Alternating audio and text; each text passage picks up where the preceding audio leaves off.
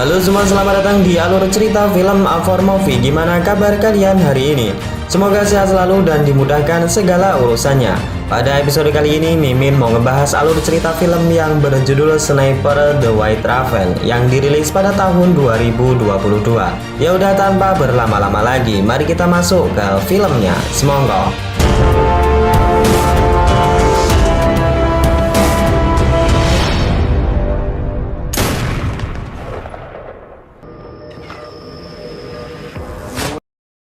Film dibuka dengan memperlihatkan sebuah pondok milik pasangan suami istri yang bernama Revan dan juga Lisa. Diketahui mereka memilih untuk tinggal berdampingan dengan alam karena dilatar belakangi konflik perang Rusia dan Ukraina. Sedikit penjelasan jika Revan dan juga Lisa ini adalah warga asli Ukraina. Revan sang suami bekerja sebagai seorang pengajar di sebuah sekolah, sedangkan Lisa adalah seorang seniman yang hobinya melukis hewan-hewan di alam liar. Di suatu pagi, Revan menjalani aktivitasnya dengan mengajar di sebuah sekolah. Sebelum masuk ke dalam kelas, Revan menyempatkan melihat berita televisi. Di sana menayangkan kejadian di kota Kiev, Ukraina, di mana sebanyak 100 demonstran ditembak mati oleh pasukan Rusia. Singkat cerita, Revan memulai kelasnya hari ini dengan beberapa murid yang sedang ia ajar. Terusuk jika Revan ini adalah seorang cendekiawan yang sangat jenius. Bahkan ia memiliki basic kemampuan berupa fisika, kimia, dan juga matematika. Sepulangnya mengajar, Revan dan istrinya didatangi seorang reporter televisi lokal. Sang reporter sangat keheranan dengan jalan yang mereka ambil, di mana rupanya kedua pasangan suami istri ini adalah orang yang sangat terpelajar. Bahkan Revan sendiri menyabet 3 gelar master dari universitas tinggi dengan kemampuan sebagai fisikawan, matematika, dan juga ilmu biologi. Singkat cerita, malam pun tiba. Revan dan Lisa nampak sangat bahagia menikmati suasana hidup yang jauh dari hiruk-pikuk kota. Lisa kemudian memberikan sebuah jimat yang sudah ia pahat sebelumnya kepada Revan. Ia mengatakan jika patung tersebut diharapkan dapat melindungi Revan dikala ia sudah tidak ada. Scene lalu menunjukkan sebuah kendaraan militer Rusia yang saat itu mendekat di perbatasan Ukraina. Jumlah mereka sangat banyak dan sepertinya ditugaskan untuk menyisir lokasi perbatasan yang sering digunakan tentara musuh bersembunyi. Hari pun berganti pagi. Revan berpamitan dengan Lisa untuk berangkat mengajar seperti biasanya. Namun saat di perjalanan, Revan sedikit terkejut setelah melihat 2 orang tentara Rusia yang tak biasa di wilayah ini. Tentara tersebut terlihat memandang sinis, namun Revan terus mengayuh sepedanya. Di dalam rumah sendiri, Lisa tengah bersiap melakukan kegiatannya. Ia memoles wajahnya untuk menyamarkan agar hewan-hewan yang ia lukis di hutan tidak merasa curiga. Revan yang sampai di sekolah kembali menyaksikan berita di mana para tentara Rusia telah bergerak dan sampai di wilayah Crimea, tempatnya tinggal saat ini. Melihat hal itu, seketika Revan langsung pulang mengayuh sepedanya kuat-kuat karena sangat khawatir dengan keselamatan sang istri. Sesampainya di rumah, benar saja 2 tentara yang ditemuinya tadi sudah menyandra Lisa dikarenakan curiga jika mereka merupakan seorang mata-mata. Revan sudah menjelaskan kepada 2 tentara tersebut jika mereka hanyalah warga sipil Ukraina yang memilih tinggal di hutan. Namun tetap saja kedua tentara tersebut tak henti-hentinya memukuli Lisa dan juga Revan. Salah seorang tentara mencoba membuktikan kebenaran yang dikatakan oleh Revan. Ia masuk ke dalam rumah dan melihat beberapa penghargaan yang membuktikan jika Revan ini adalah seorang ilmuwan. Sadar jika mereka telah memukuli warga sipil, tentara tersebut justru membakar rumah Revan dan kemudian pergi begitu saja. Lisa yang tak terima dengan perlakuan kedua tentara tersebut segera mengambil batu dan berniat untuk melemparkannya. Namun apa yang terjadi kemudian? Lisa ditembak yang mengakibatkan ia meninggal dunia.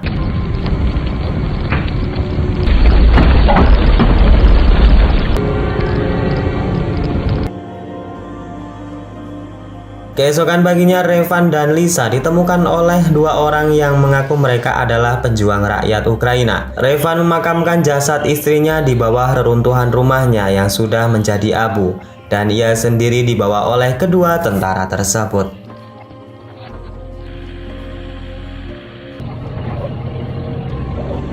Sesampainya di markas pejuang Ukraina, dua tentara yang membawa Revan dimarahi oleh komandannya lantaran mereka tidak percaya jika Revan benar-benar warga Ukraina. Entah apa yang dipikiran Revan, ia justru akan mengambil sebuah senjata AK-47 milik tentara Ukraina, di mana hal itu membuat tentara Ukraina langsung panik. Hanya tatapan dendam yang berada di mata Revan, dan ia pun memutuskan masuk ke dalam barisan tentara Ukraina.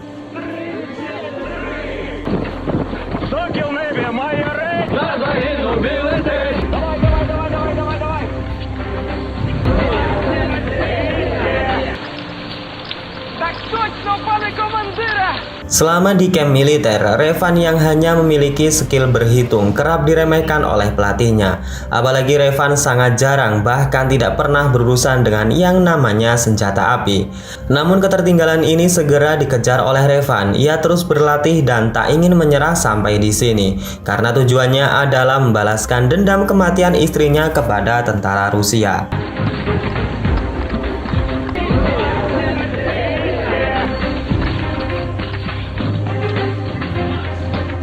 Di satu waktu Revan dan teman-temannya dikumpulkan oleh pelatih di sebuah ruangan. Di sana pelatih mengatakan jika tentara Ukraina kekurangan prajurit sniper dan relawan akan memberikan pelatihan sniper bagi siapapun yang terpilih. Revan yang ikut mencalonkan diri langsung dipandang sebelah mata. Revan diremehkan karena ia saja tidak bisa merakit ulang senjata AK-47. Mendengar hal tersebut, Revan kemudian menantang pelatihnya jika ia sekarang mahir merakit senjata. Bahkan ia akan melakukannya dalam kurun waktu kurang dari 20 menit.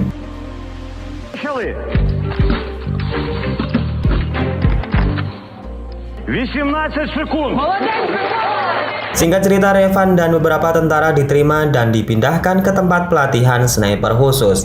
Hal yang pertama mereka terima dalam camp tersebut adalah pelatihan sniper oleh seorang tentara senior sniper Ukraina. Film kemudian berlanjut saat Revan dan teman-temannya dibagikan senjata sniper berjenis SFD. Namun saat giliran Revan, pelatih justru memberikan senjata jadul tak sama dengan teman-temannya. Lagi-lagi nih guys, Revan mendapatkan ketidakadilan di mana latar belakangnya sebagai seorang guru sering diremehkan di satuan militer. Singkat cerita, para calon-calon sniper mendapatkan pelatihan pertama. Pelatih mengatakan seorang sniper harus tetap tenang dan tidak boleh bergerak meskipun di tengah pertempuran. Untuk itu, seorang sniper tidak boleh terkejut ataupun gugup saat mendengarkan bunyi ledakan meskipun di jarak yang sangat dekat.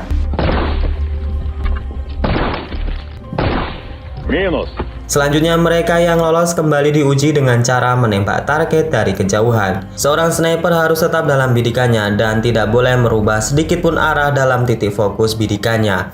Status. Готовый. Пострел.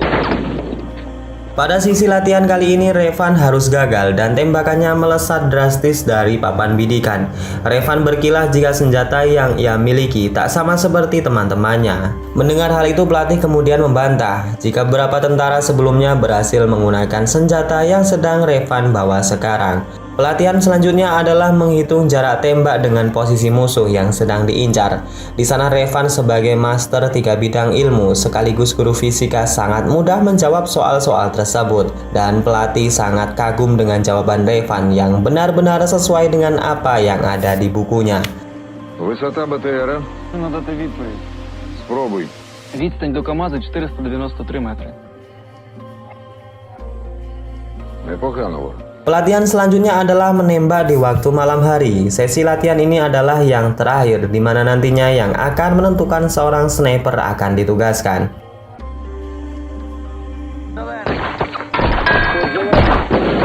Dalam sesi tersebut, Revan dinyatakan gagal karena tembakannya meleset.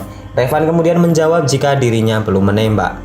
Alasannya saat fire gun tadi ditembakkan, seorang sniper masih mendapat bantuan cahaya, dan ia pun kemudian membuktikan kepada pelatih jika dirinya mampu menembak target tepat sasaran walaupun tanpa adanya cahaya.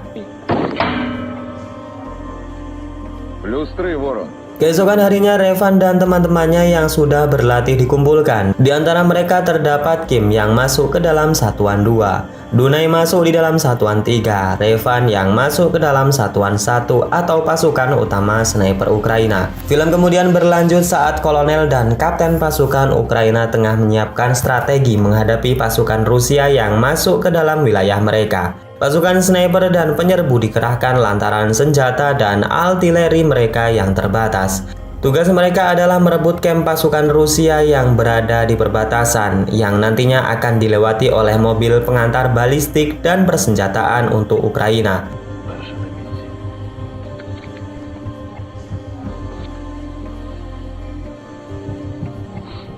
Другий готовий. 400 метрів. Плюс.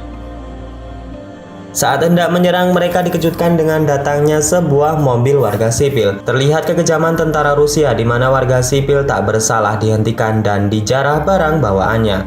Tim sniper kemudian memberikan aba-aba dan serangan yang tak terduga pun dimulai.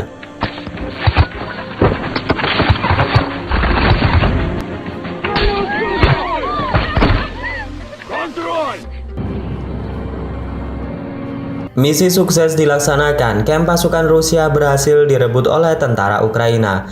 Dan ini adalah momen pertama keberhasilan Revan sebagai seorang tentara sniper. Di lain sisi kita diperlihatkan seorang sniper Rusia yang kala itu sedang mengintai musuh. Terlihat dua orang sniper Ukraina mencoba untuk melewati sebuah perbatasan. Namun sniper Rusia yang sudah lama berjaga di wilayah tersebut mengetahui pergerakan musuh. Ia pun merekam aksinya sebelum pada akhirnya ia melepaskan sebuah tembakan yang begitu dahsyat.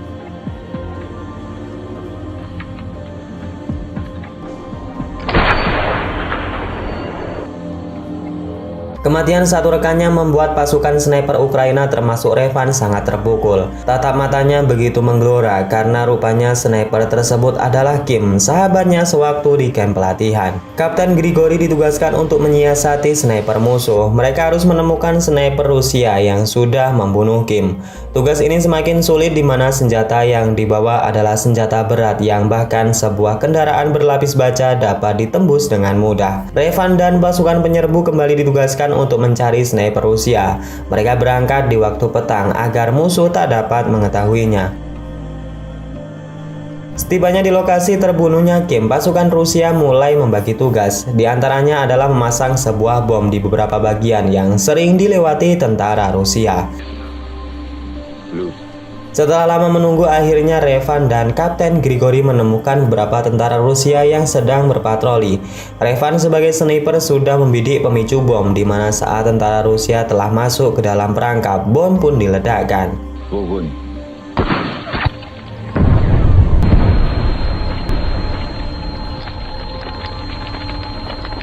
Keberhasilan demi keberhasilan misi telah diselesaikan oleh Revan, seorang sniper ulung yang sebelumnya diremehkan banyak orang.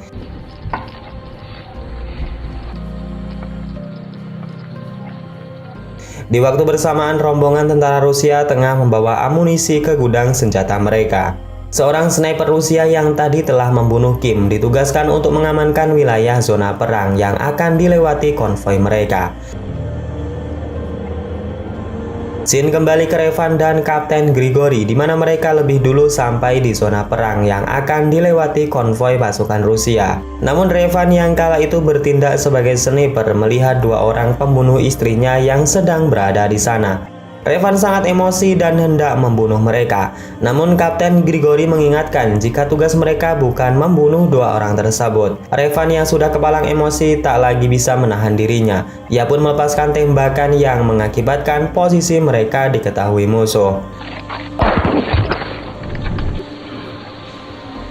Kapten Grigori harus tertembak oleh sniper Rusia. Revan yang seorang diri sekarang harus mati-matian membawa Kapten Grigori di tengah serangan mortir yang terus menghujaninya.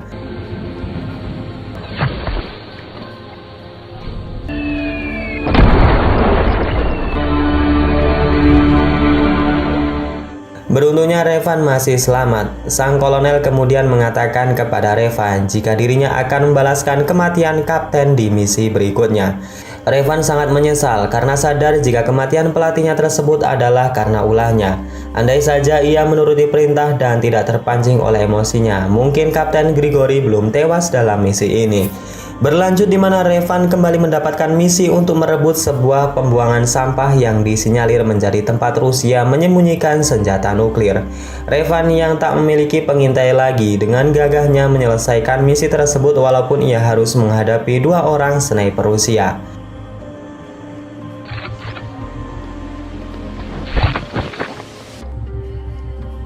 Сука.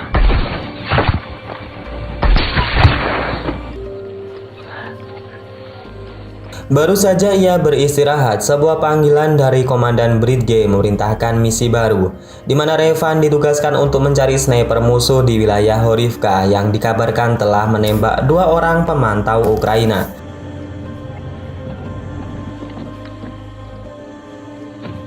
Setelah sampai di markas Ukraina, Revan dan tim sniper lainnya mendapatkan instruksi dari sang kolonel. Sosok sniper Rusia yang sebelumnya telah memakan banyak korban telah diketahui identitasnya. Dia adalah Seri, seorang sniper yang sangat mematikan dari Rusia. Dalam setiap aksinya, Seri menggunakan sebuah peluru berkaliber besar dengan akurasi tembakan sejauh 1,5 km. Bahkan dalam aksinya ia sudah menghabisi 5 orang sniper termasuk Kapten Grigori. Tugas mereka adalah merebut bekas kilang minyak yang digunakan Rusia sebagai gudang senjata. Besar kemungkinan jika sniper Rusia termasuk Seri tengah berada di sana. Dan kemudian setelah instruksi tersebut selesai, misi pun kemudian dijalankan.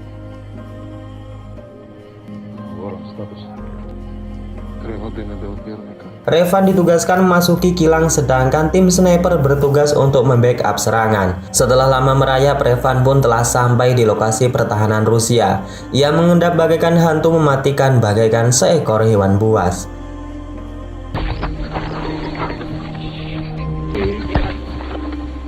Sekarang giliran pasukan sniper di mana mereka telah membidik masing-masing kepala targetnya. Dengan aba-aba dan tembakan senjata mesin, pasukan sniper Ukraina pun melesatkan tembakannya tanpa diketahui oleh Seri dan sniper Rusia yang berada di dalam gedung. По кому огонь? Группа, доклад. Revan kembali bergerak memasuki gedung. Tugasnya adalah menghabisi Seri dan sniper Rusia yang tengah berjaga di sana.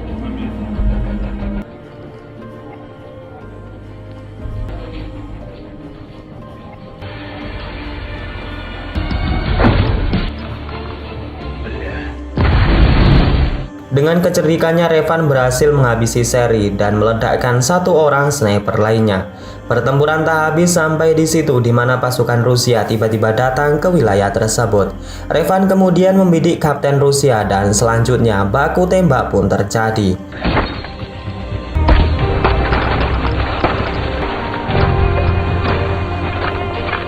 Singkat cerita, pertempuran dimenangkan oleh pasukan Ukraina. Revan kemudian meminta izin untuk pergi sebentar di mana rupanya kilang minyak tersebut tak jauh dari tempat tinggalnya dahulu.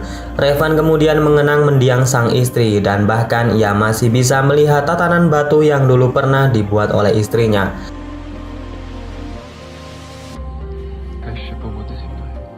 Dan di akhir cerita, Revan kembali lagi mendapatkan tugas-tugas yang berat. Terlihat ia sekarang dalam mode kamuflase salju. Hal ini membuktikan jika Revan sampai detik itu masih belum terkalahkan dan ia terus ditugaskan untuk menghabisi sniper-sniper Rusia yang dapat membahayakan pasukan Ukraina. Dan kemudian film ini pun selesai. Oke guys, segitu aja alur cerita pada episode kali ini. Semoga kalian suka ya dan dapat mengisi waktu kosong kalian. Saya Najah undur diri. Wassalamualaikum warahmatullahi wabarakatuh.